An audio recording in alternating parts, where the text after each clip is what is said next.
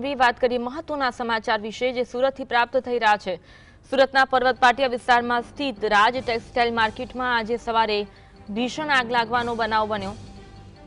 સવારે લગભગ 8 વાગે શરૂ થયેલી આગ થોડા સમયમાં વિકરાળ સ્વરૂપ ધારણ કરી ચૂકી છે। શરૂઆતમાં 15 થી વધુ ફાયર ગાડીઓ ઘટના સ્થળે પહોંચેલી હતી। જો કે આગ વધુ ભભૂકી ઉઠતા હવે કુલ 22 ફાયર ટેન્ડર ઓપરેશનમાં જોડાયા। ફાયરની 2 થી 2 હાઇડ્રોલિક ગાડીઓથી સતત પાણીનો મારો ચલાવવામાં આવી રહ્યો છે।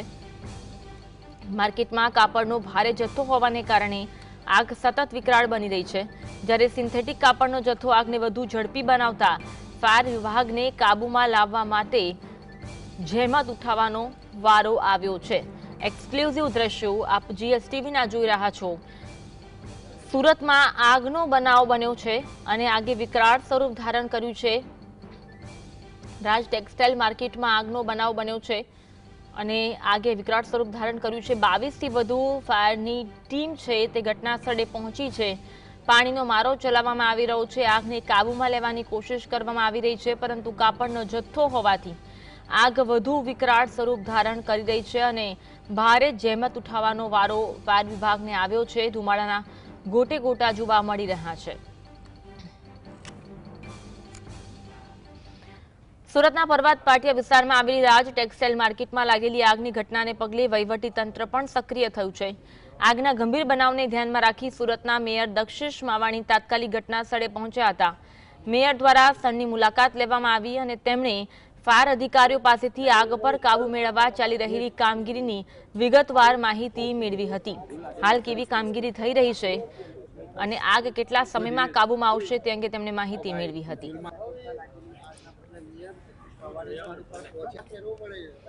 આજ અંગે વધુ વાત કરીશું। સંવાદદાતા સાહિસ અમારી સાથે લાઈવ જોડાયા છે। સાહિસ, આગનો જે ભયંકર ઘટના બની છે, આગે વિકરાળ સ્વરૂપ ધારણ કર્યું છે, હાલમાં શું કહેવું છે ફાયરના જવાનોનું, ક્યાં સુધી આગ પર કાબુ મેળવાશે? બિલકુલ તે અત્યારે 5 થી 6 કલાકથી વધુનો સમય થઈ ચૂક્યો છે, પરંતુ આગ હજુ બેકાબુ જોવા મળી રહી છે। અત્યારે રસ્તો બતાવવાનો પ્રયત્ન કરી રહ્યા છે કે મેયર દક્ષિશ માવાણી અત્યારે સ્થળ પર પહોંચી ચૂક્યા છે અને અત્યારે જે વેપારીઓ હોય એ તમામ જોડે જે છે તે માહિતગાર કરતા પણ નજરે પડી રહ્યા છે। જે રીતના અત્યારે 7મા માળે આગનો બનાવ બન્યો હતો ત્યારે જે દુકાનદાર છે તેમની જોડે પણ મેયર શ્રી દ્વારા વાતચીત કરવામાં આવી રહી છે। સતત પાણીનો મારો જે છે તે ચલાવવામાં આવી રહ્યો છે અને હાલ અત્યારે જે રીતના સ્થિતિ જોવા મળી રહી છે કે જે રીતના અત્યારે મેયર સ્થળ પર પહોંચ્યા છે અને મેયર શ્રી જોડે પણ વાત કરવાનો પ્રયત્ન, સાહેબ જે રીતના આગનો બનાવ બન્યો છે શું જોશો? સવારે 7:15 આગનો પહેલો કોલ આવ્યો હતો। આગ ત્યારે ખૂબ જ વિકરાળ હતી એટલે બ્રિગેડ કોલ જાહેર કર્યો છે। અત્યારે 90% આગ કાબૂમાં છે અને કોઈ જાનહાનિ નથી અને કુલિંગની કામગીરી અત્યારે શરૂ છે। સાહેબ જે રીતના આગનો બનાવ બન્યો છે, વેપારીઓ જોડે પણ તમે વાતચીત કરી છે, શું જણાવી રહ્યા છે? એટલે જેને માર્કેટ બનાવી છે અહીંયા વેપારી છે એનું એવું કેવું છે કે અમારા પેસેજ પણ આ લોકોએ પેક કરી દીધા છે। જે બિલ્ડર છે એ અહીંયા આવીને એવું કહેતા હતા, પણ અત્યારે અમારી પહેલી પ્રાથમિકતા આગને સંપૂર્ણ કાબૂમાં લાવવાની છે। પછી અત્યારે પ્રાથમિક તપાસ જોતા એવું લાગે કે જે ઇન્ટરનલ ફર્નિચર કરી રહ્યા છે અમુક વેપારી પોતાની દુકાનમાં, તેમાં જે કેબલ વાપરવો જોઈએ ગુણવત્તા વાળો વાપરતા નથી। હલકી ગુણવત્તા વાળો કેબલના હિસાબે ઘણીવાર આગ પકડેલી હોય છે। આ પેટ્રોલિયમ વસ્તુ છે કાપડ એટલે, પણ અત્યારે તો અમારી સુરત ફાયરની ટીમ અત્યારે કમ્પ્લીટ કોઈ જાનહાનિ નથી થઈ અને આગ 90% કાબુમાં છે ને અત્યારે ટોપ ફ્લોર પર જે છે તે 10%નું કામ અત્યારે બાકી છે ને કુલિંગની પ્રક્રિયા શરૂ છે। શહેરમાં અનેક વખત આગના બનાવ બન્યા છે, માર્કેટ સંપૂર્ણ પેક છે, આવનારા સમય દરમિયાન કઈ રીતે?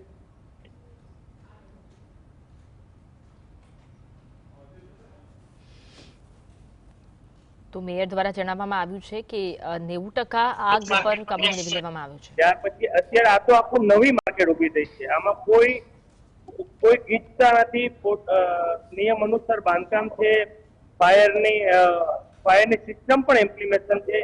આમાં તો એવું જ દેખાય છે પ્રાથમિકતાથી અમારા અધિકારીનું એવું કેવું છે કે કેબલના હિસાબે આ આગ પકડી છે। બિલકુલ જે રીતના મેયર શ્રી પણ જણાવી રહ્યા છે કે કેબલના હિસાબે આગ પકડી છે, પરંતુ આપણે અન્વી દ્રશ્યો બતાવવાનો પ્રયત્ન કરી રહ્યા છે કે આગ હજુ પણ બેકાબુ જોવા મળી રહી છે। સતત જે છે તે અત્યારે ફાયર વિભાગની ટીમ પાણીનો મારો ચલાવી રહી છે। જે રીતના અત્યારે વેપારીઓ પણ અત્યારે જોઈ શકાય છે સંપૂર્ણ માર્કેટ અત્યારે બંધ કરવામાં આવી છે અને હાલ અત્યારે કામગીરી કરવામાં આવી રહી છે.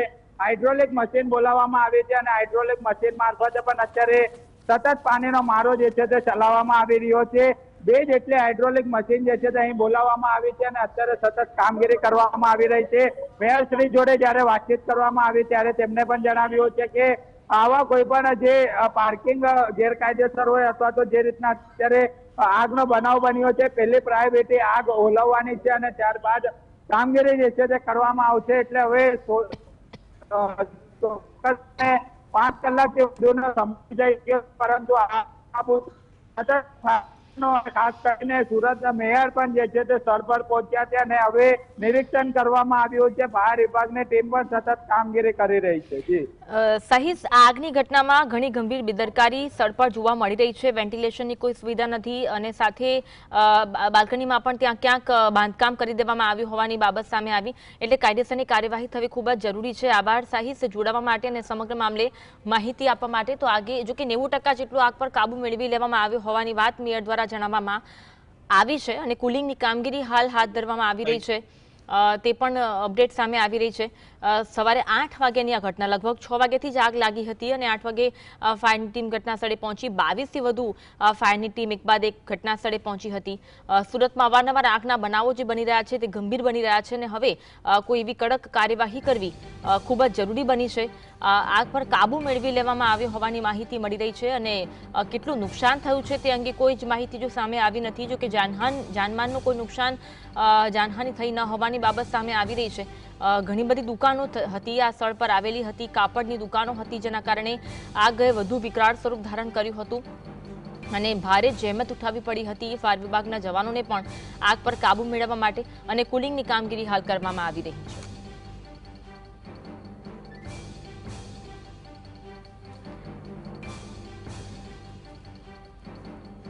તો જ્યારે આગ લાગેલી હતી અને આગને કાબુ પર લેવાની કોશિશ કરવામાં આવી રહી હતી ત્યારે અમારા સહયોગી સાહિસે મેયર સાથે વાત કરી હતી, તે જાણીશું. સુરતના મેયર દક્ષેશ માવાની હાલ સ્થળ પર પહોંચી રહ્યા છે. અત્યારે અધિકારીઓ જોડે, ફાયરના અધિકારીઓ જોડે નિરીક્ષણ કરવામાં આવી રહ્યું છે. જે આગનો બનાવ બન્યો હતો તેને લઈને અત્યારે જે રીતના બ્રિગેડ કોલ જાહેર કરવામાં આવ્યો હતો ત્યારે મેયર શ્રી ઉપસ્થિત છે. સર, આગનો બનાવ બન્યો છે, સ્થળ મુલાકાત લીધી છે. સવારે 7:15 એક કોલ ફાયરનો આવ્યો હતો ને આગ ત્યારે ખૂબ જ વિકરાળ હતી, કારણ કે આ પેટ્રોલિયમ પદાર્થ છે કાપડ. એટલે ત્યારે બ્રિગેડ કોલ જાહેર કર્યો હતો અને તમામ મેક્સિમમ ફાયર સ્ટેશનમાંથી અહીંયા ગાડીઓ બોલાવી લેવામાં આવી હતી અને અત્યારે સંપૂર્ણ આગ કાબુમાં છે અને કુલિંગની પ્રક્રિયા શરૂ છે.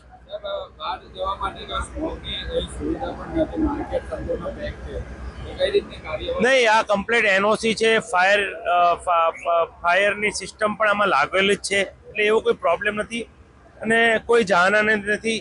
પણ કોઈ ફ્યોર બિલ્ડિંગનો કે સોસાયટીનો હશે તો એને તપાસ કરી અને કાયદેસરના અમે પગલાં ભરીશું. આપને પણ ખબર છે, આપ પણ સુરતમાં રહો છો, કે આ કાપડ એટલે પેટ્રોલિયમ પદાર્થ છે. એ સળગતા વાર નથી લાગતી. એક પછી એક દુકાનમાં પણ આ આગ જલ્દી લાગી જતી હોય.